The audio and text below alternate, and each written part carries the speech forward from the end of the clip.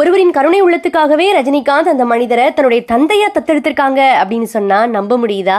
November 13 உலக கருணை தினம். இன்று திரு பாலம் கல்யாண சுந்தரம் ஐயாவை பற்றி உங்களிடம் சொல்வதில் மற்றற்ற மகிழ்ச்சிங்க. சுந்தரம் ஐயா தன்னுடைய சிறு வயதிலிருந்து 70 வருடத்துக்கும் மேலாக தாயின் அன்பு கட்டளையின்படி தினமும் ஒருவருக்கு உதவி செய்யாம தூங்குனதே இல்லைங்க. நூலக ஆசிரியரா பணியில சேர்ந்ததிலிருந்து 30 வருடமா வேலை பார்த்த மாதச்சம்பளம் 30 லட்சம் ரூபாயையும் ₹1 கூட எடுக்காம ஏழைகளின் கல்விக்காகவே கொடுக்க மொத்த பணத்தையும் கொடுத்துட்டு தன் உணவுக்காக ஹோட்டல்ல சர்வரா வேலை பார்க்கறாங்க.